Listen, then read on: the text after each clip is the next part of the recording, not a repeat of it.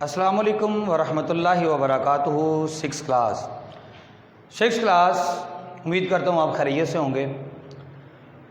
تو کرونا کی چوتھی لہر کی وجہ سے اسکول دوبارہ پھر بند ہو گئے، تو اس سلسلے میں ہم پھر آپ تک ڈائری پہنچانے کے لیے ویڈیو بنانے کا دوبارہ سے سلسلہ سٹارٹ کیا ہے۔ آئیے اسلامیات کے سبق امانت ہم سٹارٹ کر رہے ہیں۔ امانت سبق سوال جواب ہم کوشچن آنسر وہ ہم آج کریں گے۔ تو ان میں سے پہلا سوال جو ہمارا ہے وہ ہے امانت کا مفہوم بیان کرے۔ امانت کا مفہوم کیا ہے؟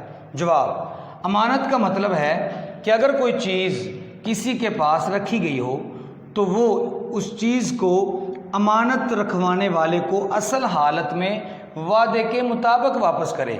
یہ امانت کا مفہوم ہے کہ کوئی چیز کسی کے پاس عاریتاً رکھ دی جائے، امانت کے طور پہ رکھ دی جائے، تو وہ اس چیز کو جس نے چیز رکھی ہے، امانت رکھوانے والے کو، یعنی جس نے چیز رکھی ہے اس کو صحیح حالت میں، اسی حالت میں اور جو وعدہ کیا گیا ہے اس کے مطابق واپس کرے۔ یہ امانت کا مفہوم ہے۔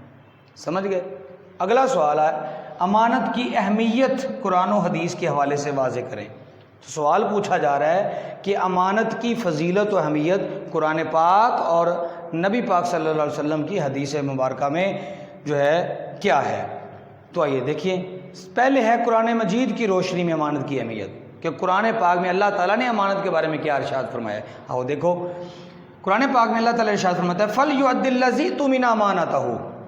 ترجمہ: تو امانت دار کو چاہیے کہ صاحب امانت کی امانت واپس کر دے۔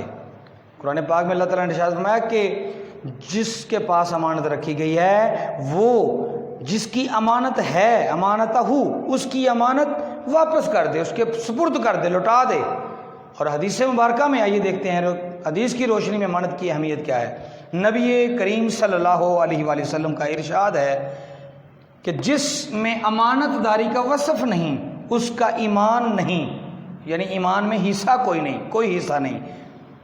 تو حدیث مبارکہ آقا علیہ السلام فرما رہے ہیں کہ جس بندے میں امانت کی کوئی خوبی نہیں ہے، امانت دار نہیں ہے جو بندہ، اس میں ایمان کا کوئی حصہ ہی نہیں ہے۔